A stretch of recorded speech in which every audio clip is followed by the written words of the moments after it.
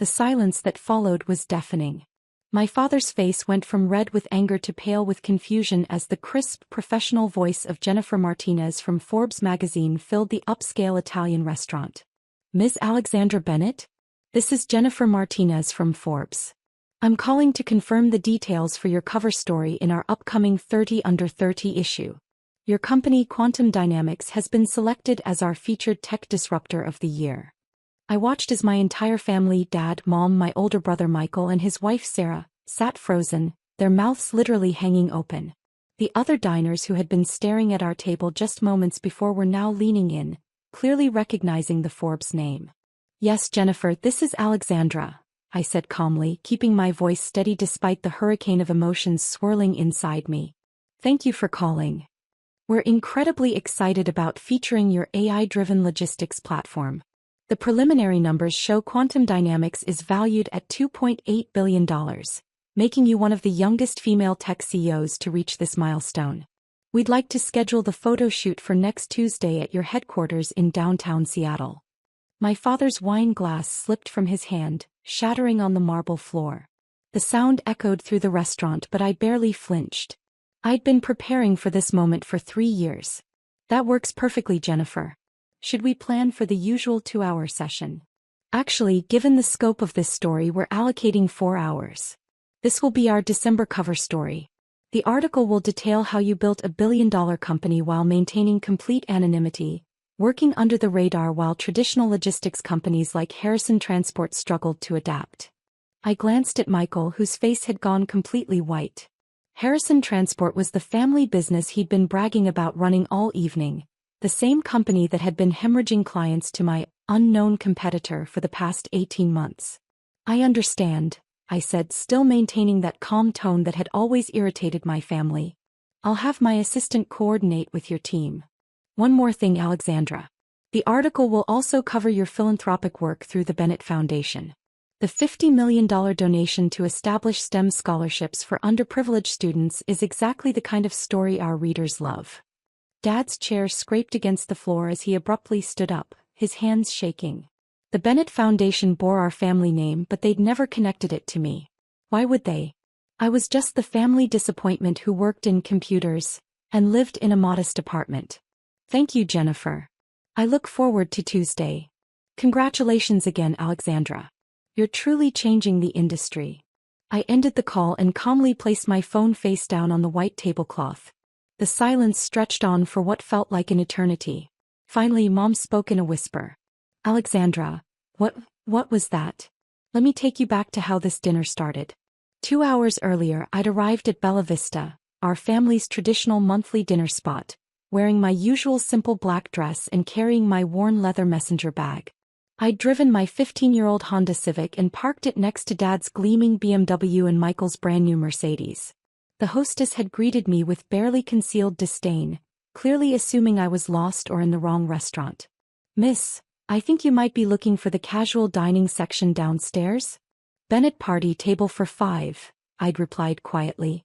Her expression had shifted to confusion, then reluctant acceptance as she led me to the private dining room where my family was already seated, looking like they belonged in a luxury lifestyle magazine. Dad had looked up from his conversation with Michael about quarterly profits and shaken his head with visible disappointment. "Alexandra, couldn't you have made an effort?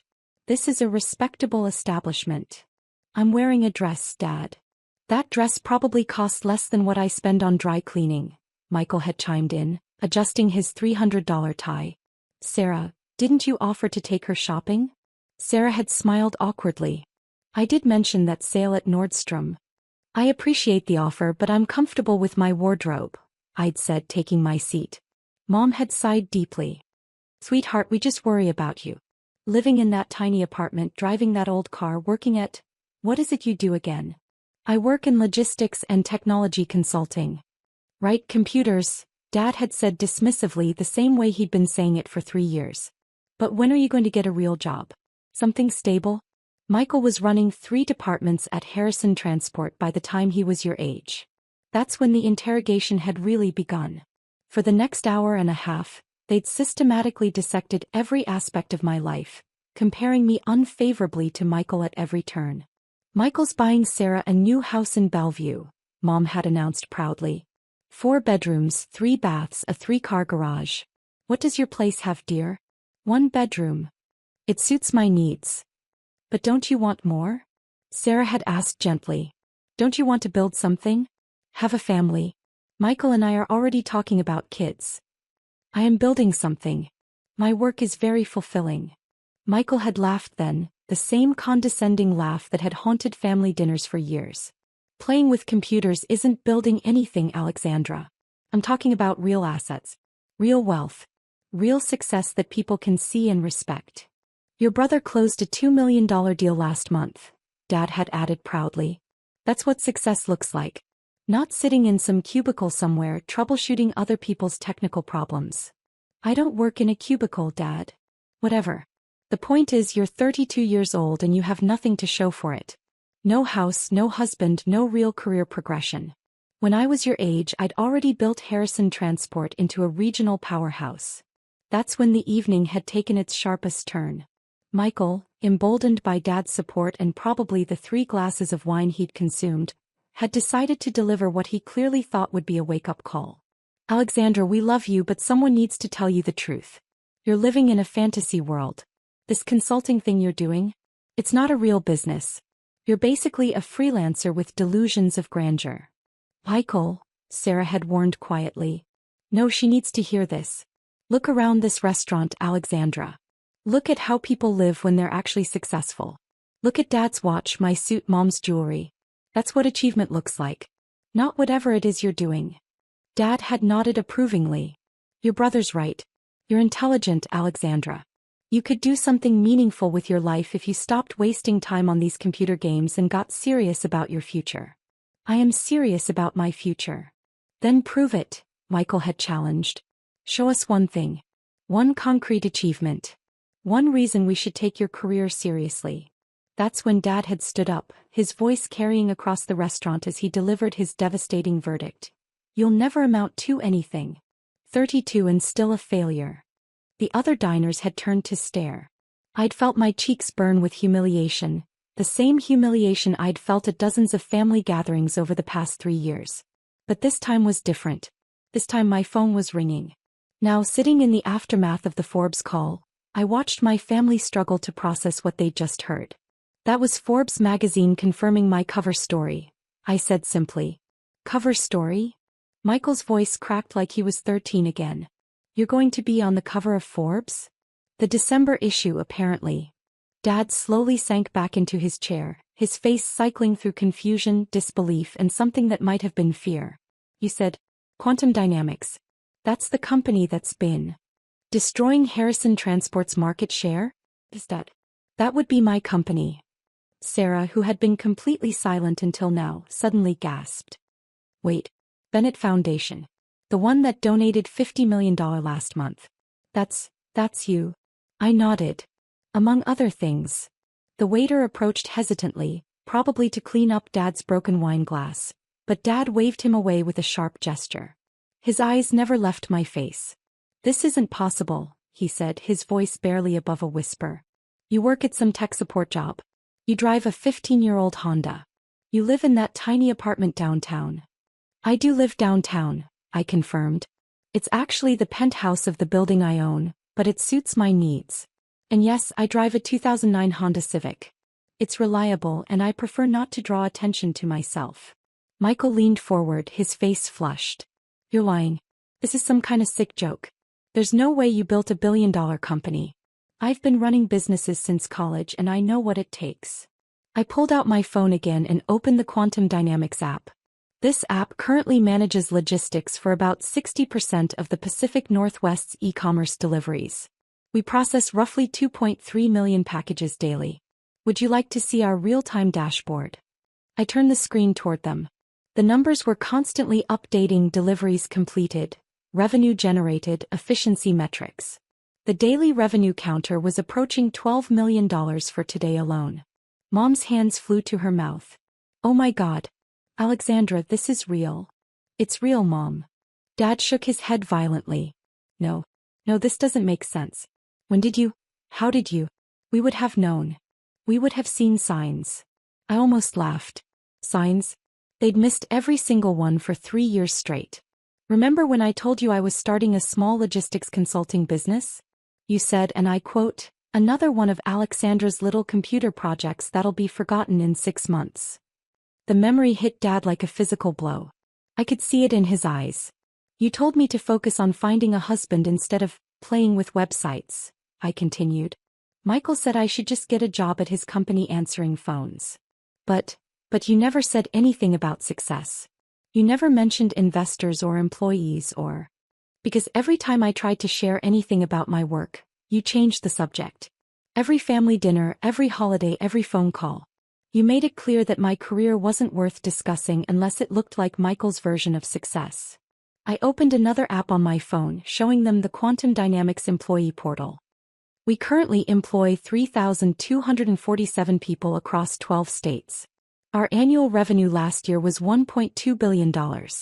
This year we're projected to hit $2.1 billion. Sarah was frantically typing on her phone. I'm looking up Quantum Dynamics right now. Holy, Alexandra, this website says your company just announced a partnership with Amazon. Last month. We're handling logistics optimization for their entire West Coast distribution network. Michael's face was getting redder by the minute. This is impossible. I've been tracking all the major players in logistics. I would have heard of Quantum Dynamics. You have heard of us, Michael. You just didn't know it was me. Remember last year when Harrison Transport lost the Morrison Industries contract? That was us. The Peterson Group? Westfield Manufacturing? Also us. I paused, watching his expression crumble. Should I continue? You've been deliberately targeting my clients? I've been running my business, Michael. When companies put out requests for proposals, we submit competitive bids. The fact that we consistently win isn't personal, it's professional. I pulled up another screen on my phone, showing a detailed analysis of the logistics industry in our region. Would you like to see why we win those contracts? Before he could answer, I launched into the explanation I'd tried to give him 18 months ago, when he'd dismissed my concerns about Harrison Transport's outdated systems. Traditional logistics companies like Harrison Transport operate on legacy systems built in the 1990s. They use manual routing, paper-based tracking, and phone-based customer service. Our AI platform processes thousands of variables in real-time: traffic patterns, weather conditions, delivery windows, vehicle capacity, fuel costs, driver schedules, and optimizes every route dynamically. Michael stared at me blankly. What that means, I continued, is that while Harrison Transport's drivers spend 30 minutes every morning planning their routes with paper maps, our drivers receive optimized routes automatically on their mobile devices. While your customers call and wait on hold to track their packages, our customers get real-time updates via text, email, or app notifications. That's why we're winning contracts, Michael. We deliver packages 40% faster with 60% fewer delays at 25% lower cost than traditional companies. It's not personal. It's just better technology. The fight went out of him completely. You offered to help us implement this technology. 18 months ago. I did. You told me to stick to my little computer games and leave real business to people who understood it. Dad finally found his voice again. Why didn't you tell us? Why did you let us think? Think what, Dad? That I was a failure? Because that's exactly what you've been telling me for the past 3 years. Even tonight, 30 minutes ago, you stood up in this restaurant and announced to everyone that I was a disappointment to the family. I didn't know. You didn't want to know. There's a difference. Mom was crying now, mascara running down her cheeks. Sweetheart, we're so sorry. We had no idea. If we had known. If you had known what? You would have treated me differently. You would have been proud of me. I shook my head. The work I was doing didn't change. The impact I was making didn't change. The only thing that would have changed is how you treated me, and that says everything about your priorities. A new voice interrupted our conversation. Excuse me, are you Alexandra Bennett? I turned to see a young man in his 20s standing beside our table, holding his phone. Behind him, several other diners were looking in our direction with recognition dawning on their faces. I'm sorry to interrupt, but I just saw the Forbes announcement on Twitter. I'm a computer science student at University of Washington, And your company sponsored my scholarship through the Bennett Foundation. I just wanted to say thank you. Because of you, I'm the first person in my family to go to college." The young man's words hit the table like a bomb. Dad's face went completely white. "That's wonderful," I said, standing to shake his hand. "What's your name?" "David Martinez. I'm graduating this spring and I actually have an interview with Quantum Dynamics next week for a junior developer position." "David Martinez. Yes, I remember your application. Top of your class, excellent project portfolio. You built that inventory management system for local food banks, didn't you?" His face lit up. "You know about that? I personally review every scholarship application that includes a community service project. Your work was impressive." After David returned to his table, I sat back down to face my family. The dynamic had shifted completely. Dad, who had been so loud and authoritative an hour ago, now looked small and uncertain. "You're giving scholarships to strangers," Mom said quietly, "but we had no idea you could even afford your own rent." "I've been giving scholarships for 2 years, Mom. The Bennett Foundation has helped 847 students so far. Would you like to know why I named it after our family name?" She nodded, not trusting her voice. "Because despite everything, I wanted to honor what Dad taught me about hard work when I was younger. What you taught me about helping others. I thought maybe someday you'd see the foundation's work and feel proud that it carried our name, even if you never connected it to me." Dad's hands were shaking as he reached for his water glass. "Alexandra, we've made terrible mistakes." "Yes, you have." Michael suddenly looked up from his phone, his face ashen. "Alexandra, I'm looking at your company's press releases. You've won contracts with literally every major corporation in the region. Including..." He swallowed hard. "Including the Peterson Industries expansion project that we were bidding on next month." "The $50 million contract?" "Yes, we won that bid 3 weeks ago." "That contract. That was going to save Harrison Transport. Without it, we'll have to declare bankruptcy within 6 months." I studied my brother's face. 3 years ago he'd laughed when I told him about starting my consulting business. He'd said I should leave the real business to people who understand it.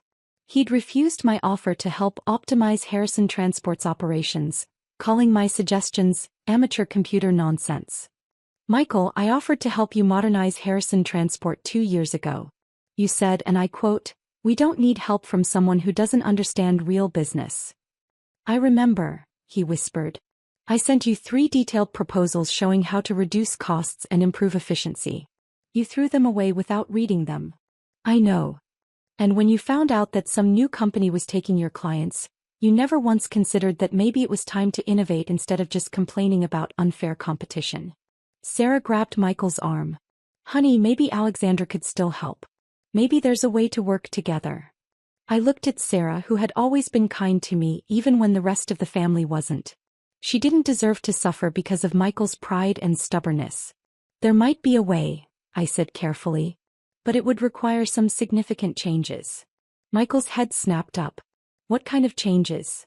"Harrison Transport would need to completely modernize its operations. New software systems, new training protocols, new management structure.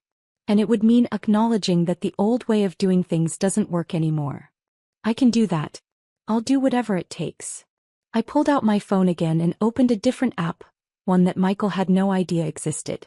"This is Harrison Transport's real-time performance metrics. I've been tracking your company's efficiency for the past year." Michael stared at the screen in shock. "How do you have access to our internal data?"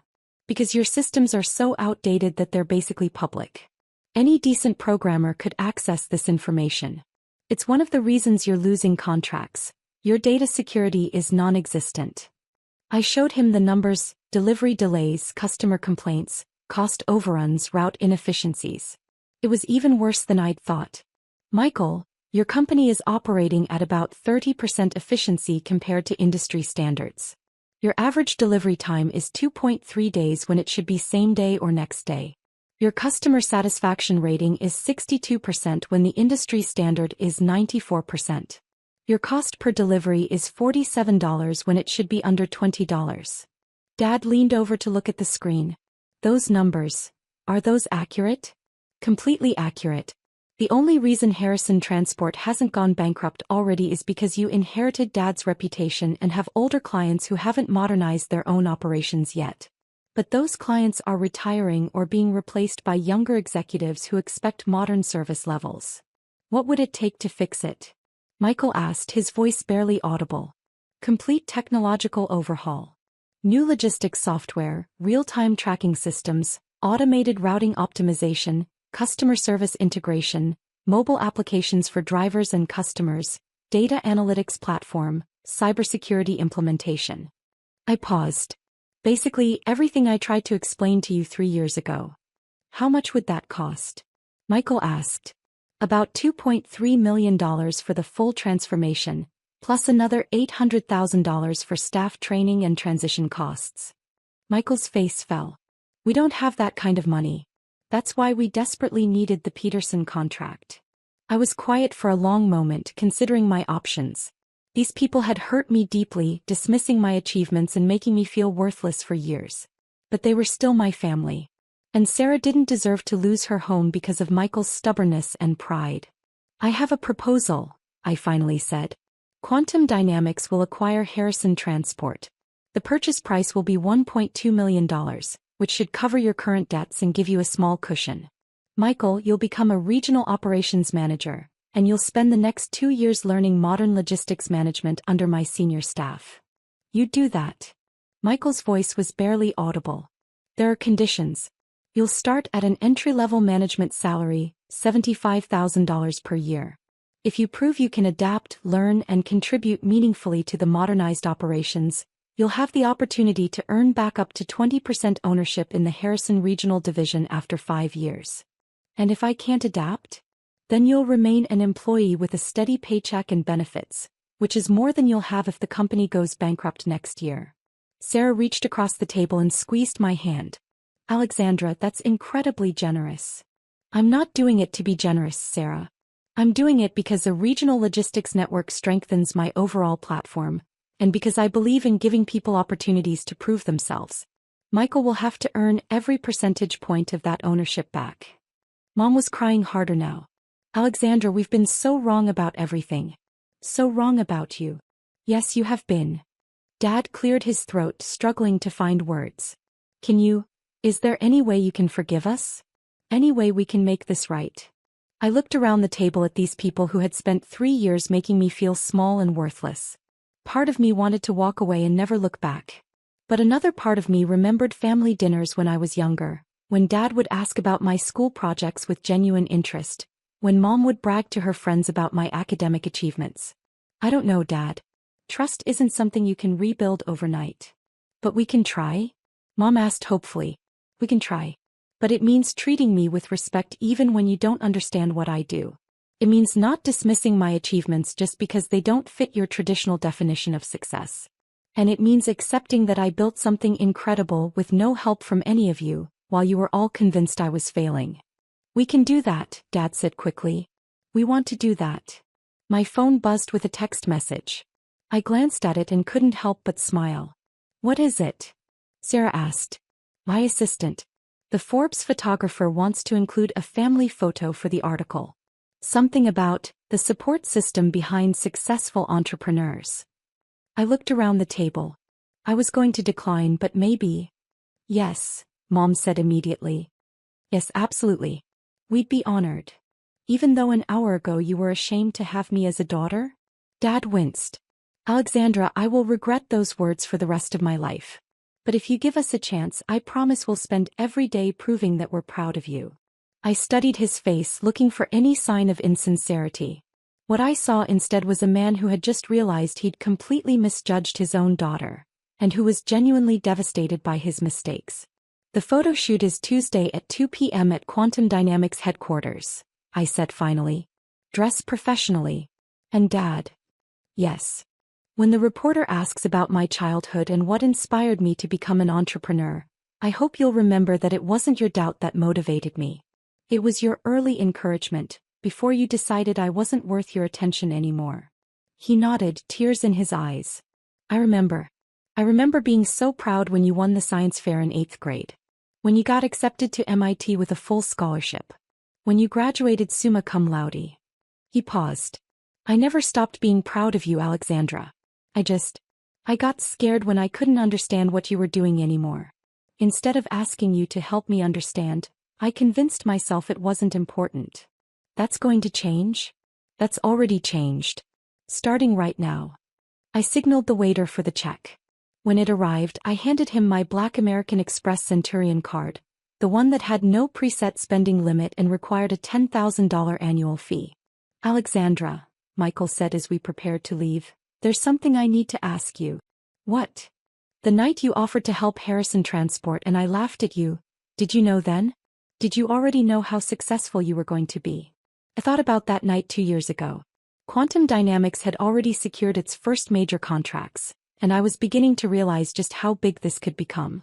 Michael had been so dismissive, so condescending. I knew I was onto something revolutionary. I knew that what I was offering you could save your company and transform it into an industry leader. But honestly, I was still hoping you'd be proud of me for trying. He closed his eyes. I'm so sorry, Alexandra. I'm sorry for everything. As we walked out of the restaurant, I noticed other diners watching us, some taking pictures with their phones. By tomorrow, someone would probably post about seeing the Forbes cover story subject having dinner with her family. The story would spread on social media. My quiet anonymity was officially over. But for the first time in 3 years, I wasn't walking out of a family dinner feeling small and worthless. I was walking out as exactly who I'd always been, a successful entrepreneur who had built something incredible. The only difference was that now my family knew it too. My phone rang as we reached the parking lot. Jennifer Martinez from Forbes again. Alexandra, I'm sorry to call so late, but we just received some incredible additional information about quantum dynamics. Apparently, your AI logistics platform has just been selected as the backbone for the new nationwide delivery optimization program. This is much bigger than we initially realized. I looked back at my family who were all standing by their cars, clearly still processing everything that had happened tonight. How much bigger, Jennifer? We're talking about a potential $50 billion industry transformation over the next 5 years. Your platform will be integrated into logistics networks across all 50 states. Alexandra, you're not just building a successful company. You're revolutionizing how the entire country handles logistics and delivery.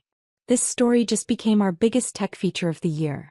I smiled, thinking about the young woman who had sat in family dinners for 3 years, listening to lectures about failure and disappointment, while secretly building something that would change an entire industry. I'll see you Tuesday, Jennifer. And Jennifer? Make sure to emphasize in the article that this technology was developed by someone working alone in a small apartment, using a 15-year-old Honda Civic for transportation, while everyone around her was convinced she was failing. That's exactly the kind of detail that makes these stories compelling.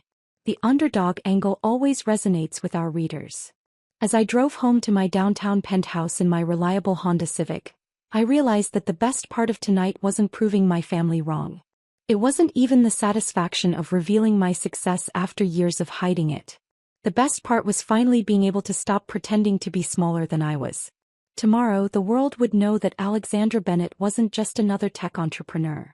I was the woman who had quietly revolutionized an entire industry while her own family never bothered to ask what she was working on. And now, finally, they wanted to listen. Oh no, my bank book is missing. I distinctly remember placing it at the back of this drawer. Could it be them? Despite supporting my eldest son and his wife, who have been living together for several years, they've ignored me for 3 years without even saying thank you. I simply wanted them to show a little gratitude. But it's okay now. I will never forgive them. I'm a 56-year-old retiree, having left my job to care for my unstable mother-in-law. Currently, I work from home while providing care. Although I was a few years away from retirement, I couldn't leave my mother-in-law living alone, so I decided to live with her. My husband is away on business and comes home once a month at best. But when he does, he brings lots of vegetables and Japanese sweets that my mother-in-law likes. Thank you. I'm so grateful for everything you do for me. I wish I could have fed your father too. My mother-in-law says every time she expresses her gratitude to us.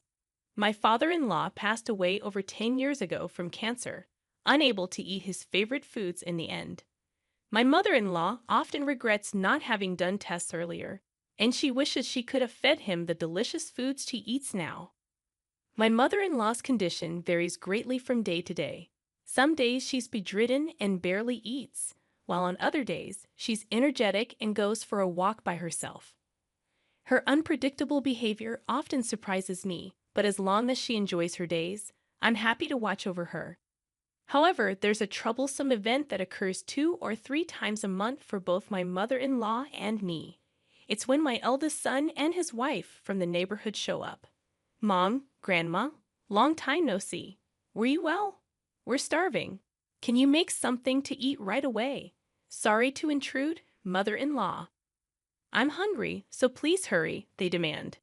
Tom and Catherine, who got married a year ago, frequently visit our house like this, appearing suddenly and even asking for pocket money. They seem to know when the mother-in-law's pension comes in. Hey, Grandma, today's the day your pension comes in, right? Sorry, but could you donate a little to us, the less fortunate? I think to myself, it's starting again. Every time. They don't leave until they get the money. Tom, enough is enough. What about your job? Aren't you working? Stop begging for Grandma's precious pension. However, my attempts to intervene usually end in a quarrel. I relay everything to my husband, who's away on business. He just sighs in exasperation, muttering about what a troublemaker our son is for not holding a steady job. What is he even doing? Just got married. And he's already hopeless, my husband remarks. Though he scolds our son over the phone, it seems to have no effect. This constant cycle of their visits leaves my mother-in-law and me exhausted, losing the will to do anything else. I'm tired, really. It's like they drain all my energy, I confess. Initially, we'd endured their visits, thinking it was only 2 or 3 times a month. But their frequency increased, adding to our stress. Then, in the middle of a weekday, my son suddenly arrived home. I got fired from my job, and for a while, I want to live here, he announced. He had been repeatedly absent without leave, even losing a USB containing important company data. Initially facing a pay cut, he ended up fighting with his boss and getting fired. Despite being clearly at fault, he seemed unrepentant. Seriously, none of them even do their jobs properly and act all high and mighty. That's why I hate people who act like they're elite, my son grumbled. He declared his intention to move in next week, dismissing our concerns about his grandmother's health. Despite my attempts to refuse, he remained stubborn, insisting that his decision was final. Faced with his determination, I couldn't help but sigh. If my husband were here, he would sternly scold them and send them away, but I can't stand up to them alone. Hey, Emily, is Tom moving in here? If so, should I go to a facility? I'll be in the way. And those kids aren't even working, my mother-in-law fretted. Don't worry about such things, mother-in-law. I'll make sure Tom gets a job, and he'll be leaving soon, I reassured her. I feel terribly sorry for making my elderly mother-in-law worry like this. We doted on our only son, but we never intended to raise him to be so unreasonable. The son I knew was kind and considerate, but he clearly changed after meeting his wife, Catherine. To ease my mother-in-law's worries, I offer her assurance. I reassured my mother-in-law, "You don't have to worry about anything. I intend to take good care of you." I repeated my explanation several times, and gradually the tension on her face eased. However, the day my son and his wife moved in arrived sooner than expected. Despite having separate bedrooms, we rearranged the rooms to share one, as my mother-in-law felt insecure being alone. Her desire to share a room highlighted her anxiety. Unfortunately, their behavior from the first day was appalling. "Hey, Mom, we're planning to use the entire second floor for our room. That's okay, right? From today, the second floor bathroom is ours only. You guys don't come upstairs, okay? We're still technically newlyweds, and we don't want unnecessary people coming and going, so please understand," my son announced. They even moved all the stuff from my workroom to the hallway on the same day, leaving me speechless. It became clear that if I stayed silent, they would continue to do and say whatever they wanted. My son added, Mom, the mortgage on this house is still ongoing, right? I don't plan to pay rent until I find a job, nor do I intend to pay for groceries or utilities. So take care of it. Feeling increasingly irritated, I reluctantly responded, "Ah, I see." From then on, I was ignored by my son and his wife. A week passed since they moved in, and there were no signs of my son job hunting. His wife left dirty dishes unwashed, neglected laundry, and they freely used our car without asking, leaving it full of trash and low on gas without refueling. Overwhelmed with responsibilities, my mother-in-law, who should be relaxing, ended up helping with the housework. Realizing this was wrong, I confronted my son. "Tom, are you even job hunting? You can't just stay at home all the time. Do something, at least clean up your dishes." However, he continued to ignore me. Complaining to his wife, he said, "Lately, I've been hearing these hallucinations. Just now, I heard something about job hunting or whatever. We have a place to live and food to eat, so why work? Stupid." They laughed about it, referring to my mother-in-law and me as hallucinations and ghosts. Despite our frustration, my mother-in-law and I decided to let them be for a bit longer, believing our chance for payback would come eventually. We constantly talked about them when they weren't around, discussing our options to get them out of the house and make them regret their actions. Sharing a bedroom, we spent the entire day excitedly discussing our plan in this challenging situation.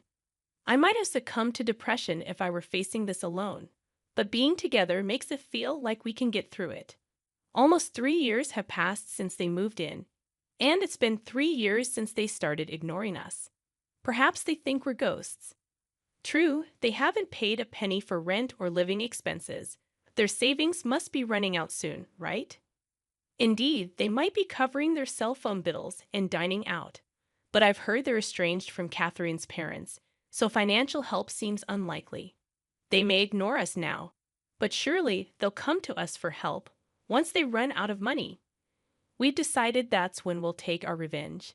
It was 2 weeks after that conversation, when we were busy preparing for my mother-in-law's clinic visit. I noticed my son acting fidgety since morning, not seeming hungry but searching for something. Knowing he would ignore me if I spoke, I pretended not to notice and left for the hospital. Upon returning home, I discovered my son and his wife were gone, and my bank book was missing. Thinking the worst, I went to check my bedroom. Oh no, my bank book is missing. I'm sure I put it in the back of this drawer. Could it be them? I thought. It was too much, even criminal. My mother-in-law came and asked, "Emily, what's wrong? You look pale. Did something happen?" So, I told her that Tom and Catherine stole my bank book. They took the bank book that was kept here. The house mortgage is $2,000 a month, and on top of that, I've been supporting my son and his wife who haven't paid a penny. This is the result. I didn't expect them to say thank you, but I at least wanted them to show some gratitude. But it's okay now. I will never forgive them. Despite the theft, according to my online banking, no money had been withdrawn from the account yet. I rushed to the bank to close the account. They were mistaken if they thought they could withdraw cash with just the bank book without knowing the PIN and without the seal. The more I thought about it, the angrier I became at my son and his wife. I informed my husband about the stolen bank book, and he said, "It's over. We can disown them for all I care." My mother-in-law suggested reporting to the police, but we decided to leave the house as quickly as possible, making it our last resort. I couldn't let them run wild anymore and refused to be taken advantage of. Despite feeling sorry for the sudden upheaval, we chose to stay at a hot spring inn until the problem was resolved. Mother-in-law, I'm sorry. I'll work on resolving this issue quickly, so please bear with it here for a while. Don't worry about me. Besides, I'm happy to stay at such a luxurious inn. At that moment, I resolved that once this problem was settled, I would definitely find a comfortable new home for my mother-in-law. A few days later, after completing various procedures, I finally had a moment to relax. Then, unexpectedly, I received a call much sooner than I had anticipated, and of course, the caller was my son. Hello, Mom. You haven't been home lately. Are you on a trip?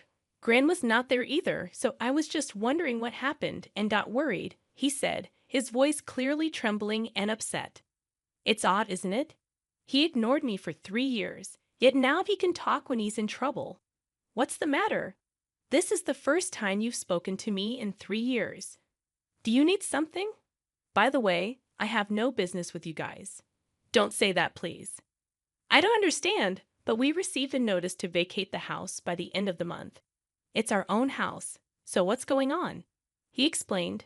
The real estate agent, outraged by our story, had swiftly proceeded with the paperwork, sending the eviction notice within 2 days.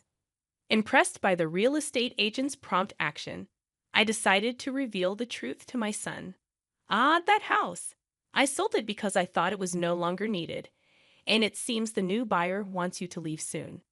What? Even if you say that, we have nowhere to live. Where are you and Grandma now? Well, come there, my son pleaded, still trying to use us even in this situation. Enough is enough, I thought. Why are you crying to me now? What a pathetic man. You freeloaded for 3 years, ignoring me and Grandma. Isn't that a bit too convenient? Just so you know, I intend to cut ties with you. Your father agrees with this decision. Don't say that, please. I didn't mean it. I wanted to get along with you and Grandma, and I'm looking for a job too. My son replied, spilling lies that astonished both my mother-in-law and me. If he had shown genuine remorse, we might have reconsidered, but he had already crossed the line by stealing the bank book. By the way, you stole my bank book from the bedroom, didn't you? What were you planning to do with it? You thought as long as you got the money, everything would be fine, right? Lying won't do you any good. No, that's not. I could tell from the other end of the phone that my son was on the verge of tears. Then, realizing my son was useless, his wife took the phone. Hey, what do you think you're doing? Kicking your son and his wife out of their house. Doesn't your heart ache? Are you a demon? Just as I anticipated what she would say next, my daughter-in-law unleashed a barrage of hysterical insults. She went so far as to claim, "You're just living off Grandma's pension too. You're no different from Tom, acting all high and mighty without a job." I was so shocked that I froze for a moment, mouth hanging open. Joeless, do you think I could pay off the mortgage of that big house if I were jobless? I've been paying $2,000 every month, and for your information, I'm not jobless, I retorted. It felt pointless to reveal the truth. Her level of unawareness was apparent. In reality, I earned about $5,000 a month from my remote work. Still, I saw no need to share these details with them. If they had seen the bank book's contents, they might have figured it out. But hey, Catherine, you're jobless too. Yet you always wear branded items. Where did you get those? I think the one acting strange here is you, I pointed out. I suspected, though couldn't confirm, that she was in debt, always carrying new designer bags and wallets. Even my son, before being fired, worked at a decent company and earned a fair salary. It seemed like she was the one who ruined everything. I have no intention of prying into your private affairs, but if you're in debt, you'd better deal with it quickly before things get out of hand. Also, please leave that house as soon as possible. I'll take my leave now. Despite having more to say, I decided to let them face their impending doom on their own. After hanging up, I ignored all the apology emails from my son. My husband, who had also been contacted, dismissed them with even colder words than I did. We have been ignored until now, but it was our turn to ignore them. They should thoroughly enjoy their hellish lives. A few months later, I heard that the couple had moved out of the house into a shabby apartment. Catherine had accumulated a significant amount of debt. Although my son tried to initiate a divorce, they decided to repay the debt together since it was also in his name. With both of them jobless, they struggled to repay and were now busy working while being chased by debt collectors. Their hellish life continued, but they should try their best to overcome it. As for me, I'm currently considering a house to live in with my mother-in-law. My husband is likely to return from his business trip soon, so we're planning to live together in a comfortable house, enjoying a peaceful and happy life. The Boston winter morning was particularly bitter as I parked my modest Honda Civic outside my parents' sprawling Victorian mansion. The contrast between my practical car and their ostentatious display of wealth always amused me. Sarah Bennett, their failure of a daughter, arriving for another lecture about life choices. I checked my phone one last time before heading in. 3 missed calls from Marcus, my COO, about our latest acquisition. "I'll handle it after this family circus," I texted him. Taking a deep breath, I walked up the familiar stone path, my boots crunching in the fresh snow. The door opened before I could ring the bell. "You're late, my mother?"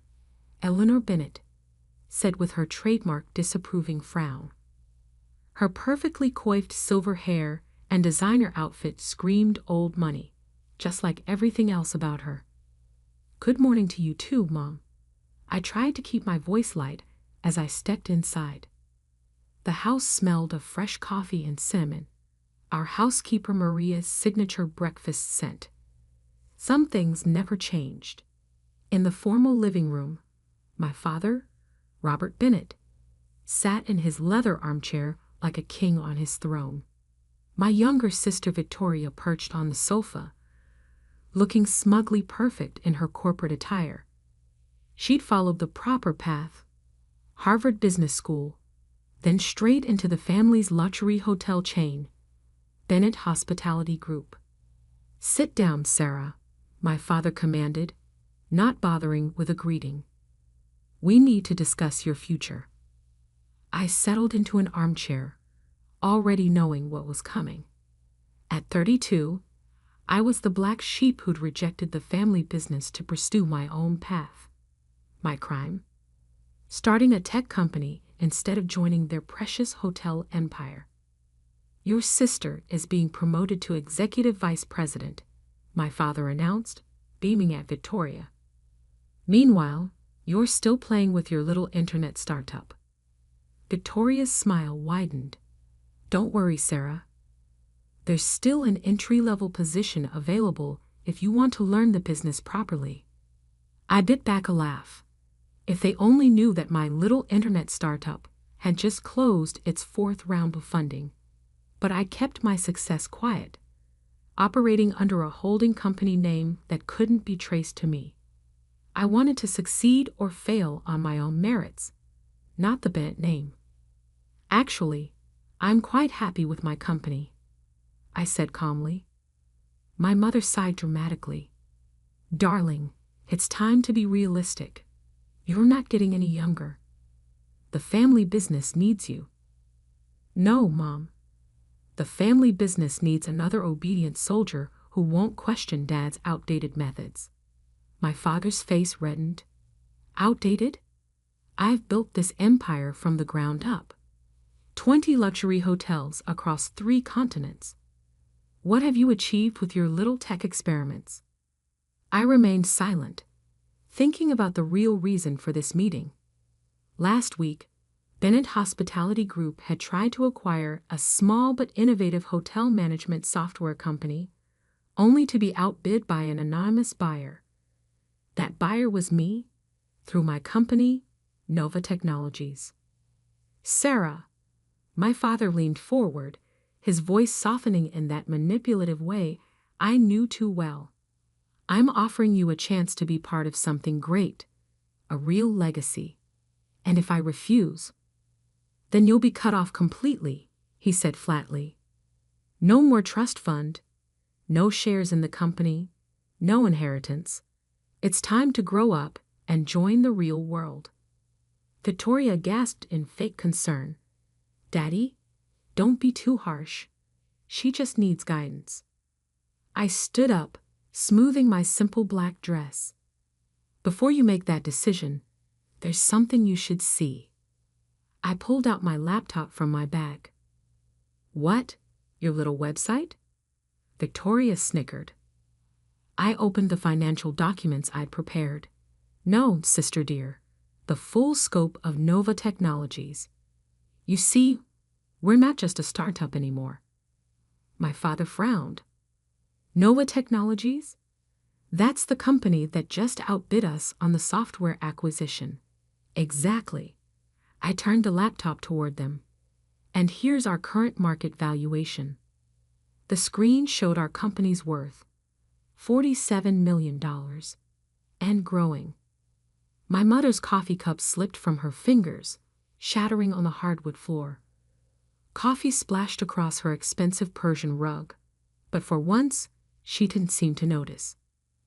That's impossible, Victoria stammered. I assure you it's very possible, I said quietly. And that software company you wanted, it's just the beginning. Nova Technologies is revolutionizing the hospitality industry, while Bennett Hospitality Group is still using systems from the last decade. My father's face had turned an interesting shade of purple. You're competing against us. Not competing, Dad. Evolving. Which is what you refused to do for the past 10 years. I closed my laptop and stood up. So yes, I'll survive without the trust fund. And no, I won't be taking that entry-level position, but I will make you an offer. Let's work together. Bennett Hospitality Group needs to modernize, and Nova Technologies has the solutions. The room fell into stunned silence. Through the window, I could see snow beginning to fall again, soft and silent, like the calm before a storm. My father gripped the arms of his chair, knuckles white. Get out, he whispered. Robert, my mother started, but he cut her off. G-T-T-I-U-T, he roared. You've betrayed this family. I picked up my bag calmly. I'll have my lawyer send over the partnership proposal. Think about it, Dad. Times are changing. Bennett Hospitality Group needs to change too. As I walked toward the door, Victoria called out, You planned this all along, didn't you? I turned back one last time. No, sister. I just refused to let anyone else define my worth, even family. The door closed behind me with a heavy thud. In my car, I finally let out a shaky breath. My phone buzzed. Marcus again. How did it go? He texted. Phase 1 complete, I replied. Start preparing the formal proposal. And Marcus, make it impossible for them to refuse. As I drove away from my childhood home, I couldn't help but smile. The real game was just beginning. My parents had always taught us to seize power when we saw it. They just never expected me to learn that lesson so well. The next move would be theirs. But I held all the cards now, and I had a feeling the next family meeting would be very different indeed. 3 days after the explosive family meeting, I sat in my downtown Boston office, reviewing the latest reports from our development team.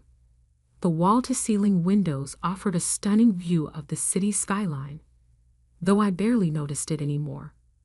My mind was on the storm brewing in the Bennett family. Sarah? My assistant Jessica knocked on the glass door. Your brother's here. I looked up, surprised.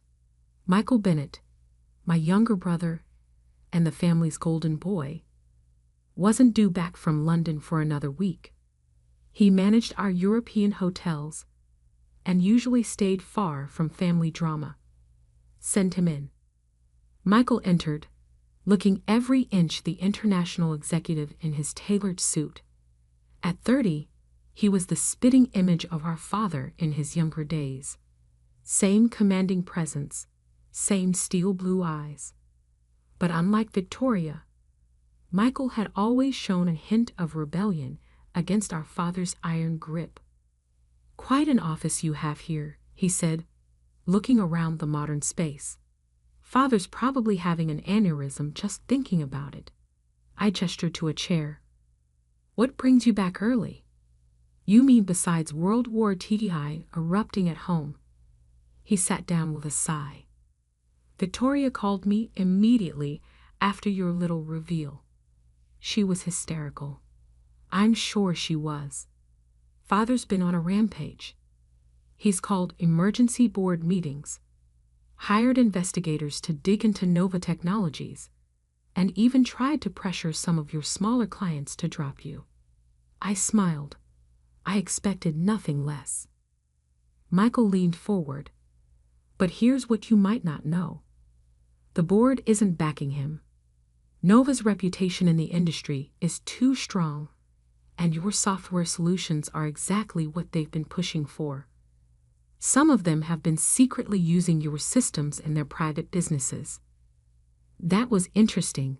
I'd suspected some board members were more progressive than my father, but this was valuable information.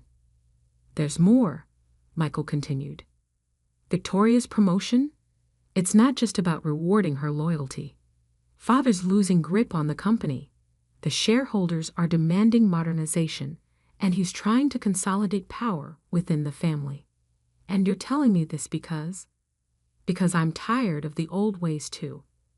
Michael ran a hand through his dark hair. Look, I love the hospitality business, but Father's refusing to see that technology is the future. Half our European properties are struggling because our systems are outdated. My phone buzzed. A text from Marcus. Bennett Hospitality Group just requested an emergency meeting tomorrow morning. I showed Michael the message. Looks like Father's making his move. Be careful, Michael warned. He's desperate, and a desperate Robert Bennett is dangerous. After Michael left, I called an emergency meeting of my own. In our state-of-the-art conference room, I faced my leadership team. Marcus Wong, my brilliant COO, who'd been with me since the beginning. Diana Patel, our Chief Technology Officer. And James Morrison, our Chief Financial Officer. Bennett Hospitality Group will try to either buy us out or destroy us, I explained. Knowing my father, he'll try both simultaneously. Marcus pulled up our latest projections. We're in a strong position. Our new hotel management platform is revolutionary, and we have patents pending. They can't compete with our technology.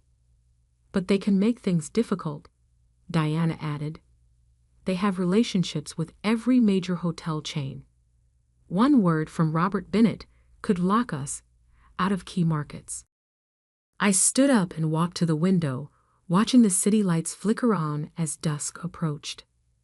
Then we need to make our case directly to their board. Show them that working with us is their only viable path forward. Later that night, as I worked late in my office, an unexpected visitor arrived.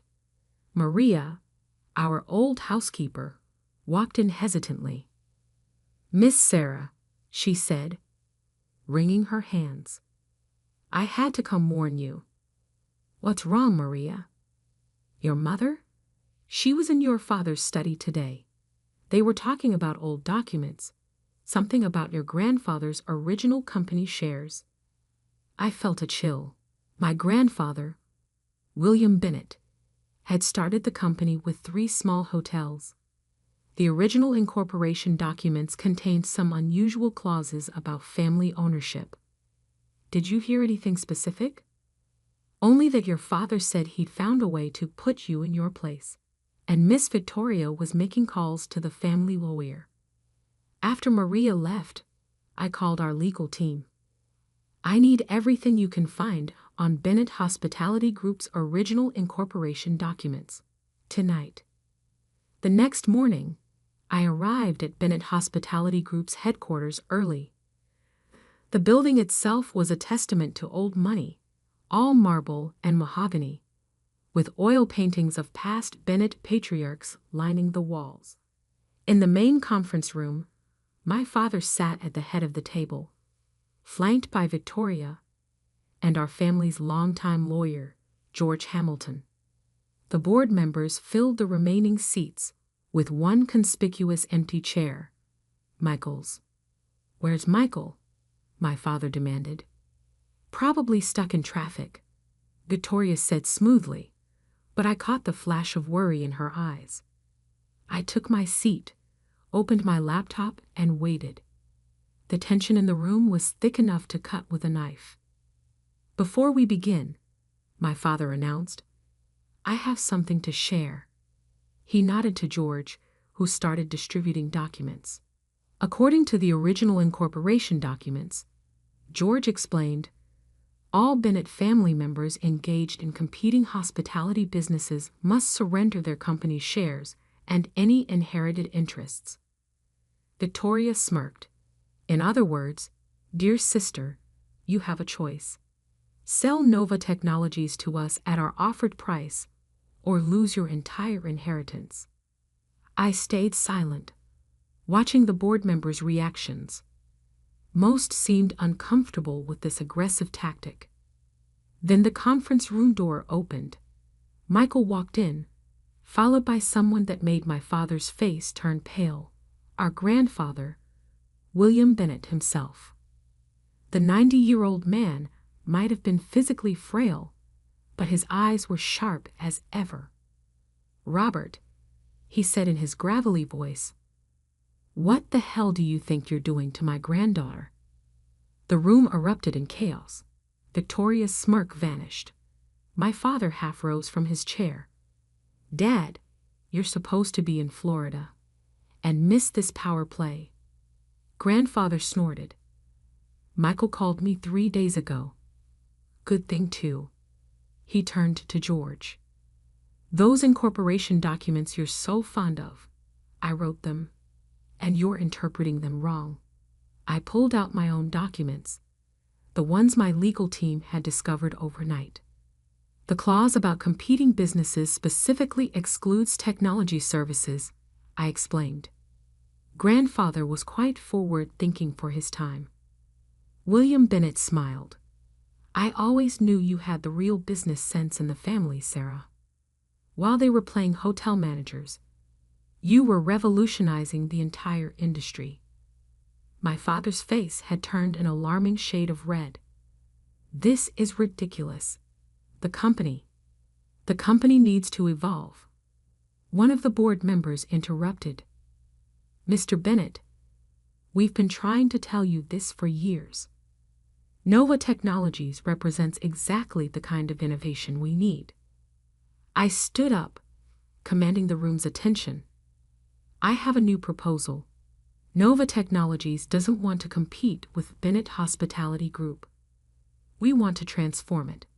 A full technological overhaul, bringing your hotels into the modern age. But it has to be a true partnership. The board members leaned forward, interested. Victoria looked like she'd swallowed something sour. And my father finally looked uncertain. Grandfather hobbled to the head of the table. I move for an immediate board vote on this partnership proposal. As hands began to raise around the table, I caught Michael's eye. He gave me a subtle nod. The game wasn't over yet, but the pieces were finally moving in the right direction. The question was, would my father accept this new reality, or would he fight to the bitter end to maintain control? The next few hours would determine not just the company's future, but our families as well. The board vote was unanimous in favor of the partnership. Everyone except my father and Victoria. As the members filed out of the conference room, Grandfather placed a weathered hand on my father's shoulder. Robert, a word in private. It wasn't a request. Victoria tried to follow them into the adjacent office, but Grandfather's sharp look stopped her. Just your father. Left in the conference room with Victoria and Michael, I began packing up my laptop. The silence was heavy with unspoken words. This was your plan all along, wasn't it? Victoria finally spoke, her voice trembling with anger. Get Michael on your side. Bring Grandfather in. Humiliate Dad in front of the board. No, Victoria, Michael interrupted. This happened because you and Dad refused to see what was right in front of you. The world is changing. Sarah saw it first. Oh, please. Victoria stood up, her chair scraping against the floor. She abandoned the family business. She went off to play with computers while I worked my way up. Did everything right. Did everything right? I couldn't hold back anymore. You did everything Dad told you to do. There's a difference. In the adjacent office, we could hear raised voices. Our father rarely argued with grandfather, but today was different. They're probably rewriting my promotion, Victoria said bitterly. I shook my head.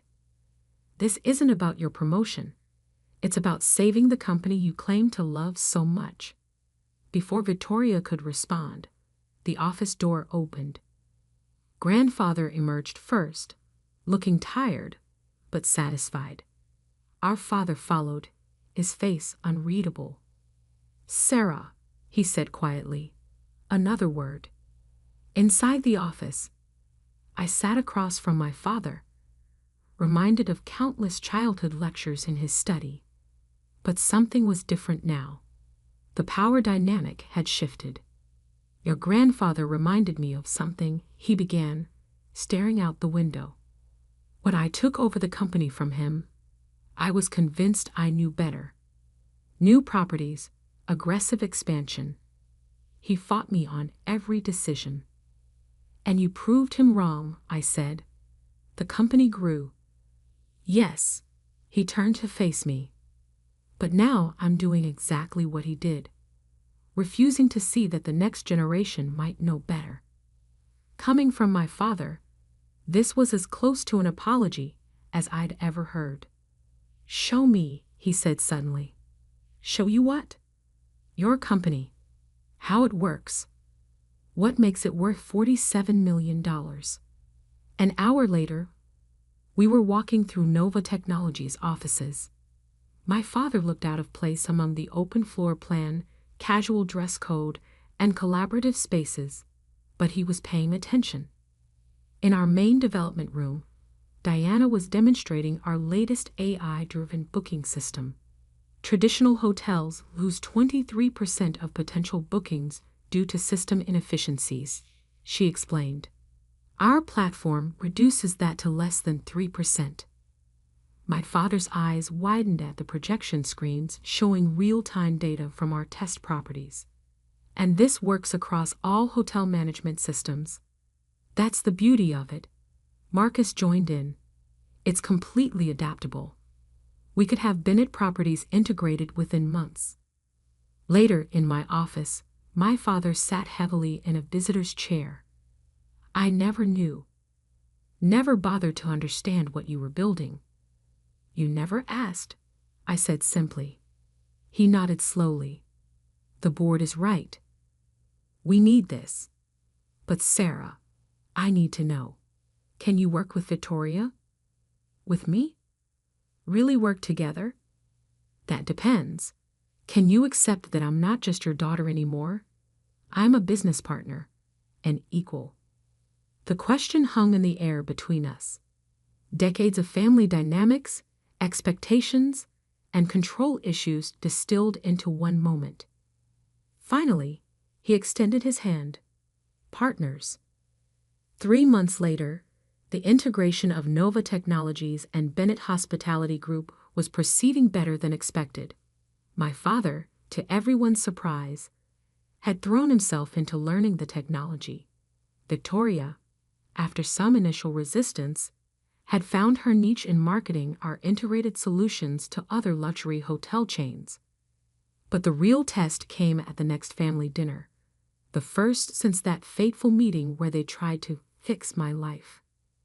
The same dining room, the same family members, but everything was different. My mother had replaced the coffee-stained Persian rug. More significantly, she'd insisted on a more casual family dinner instead of the usual formal affair. Sarah, she said, passing the salad, tell us about the new project in Singapore. Victoria mentioned something about AI-driven customer experience. Victoria actually smiled. It's amazing, Mom. The test results show a 40% increase in customer satisfaction. The Asian market is ready for expansion, Michael added. European properties are already asking when they can implement the full system. My father sat quietly at the head of the table, listening to his children discuss the future of his company. Our company now. I have an announcement, he said suddenly. Everyone fell silent. I'm stepping down as CEO. Forks clattered. My mother gasped. Robert. Not retiring, he clarified, taking the role of chairman. But the company needs new leadership for this new era. He looked directly at me. Sarah, the board and I want you as CEO, with Victoria and Michael as joint COOs. I felt the weight of his words, the trust, the recognition, the subtle admission that he'd been wrong. On one condition, I said. What's that? We move the company headquarters to a new building, one that represents both our heritage and our future. 6 months later, I stood in front of that new building, a stunning glass and steel structure that incorporated the classic Bennett Lion logo in its modern design. Inside, traditional materials like marble and mahogany blended seamlessly with cutting-edge technology. My father stood beside me, looking up at our creation. I still remember what I said at that family meeting, that you were a disappointment. I remember. I was wrong. You didn't just build a successful company, you saved ours. He smiled slightly. Though I could have done without the dramatic revelation. I laughed. Well, I am a Bennett. We do tend toward the dramatic. Later that evening, I found myself in my old office at Nova Technologies, packing the last few items before moving to the new building. A photo caught my eye. A young girl sitting on her grandfather's lap, playing with a calculator while he worked on hotel ledgers. My phone buzzed with a message from Victoria. Family dinner tonight. Mom's actually cooking. Another message popped up from Michael. Should we warn the fire department? And finally, one from my father. Proud of you, CEO. I placed the photo in my box and looked out at the Boston skyline one last time from this office. The city lights twinkled, reminding me of that snowy morning when I'd driven to my parents' house, nervous about revealing my success. Sometimes, fixing your life means letting others see that it was never broken in the first place. I picked up my box and turned off the lights. It was time for family dinner, and for once, I was looking forward to it. After all, we were partners now, in business and in life. And that was worth more than $47 million any day.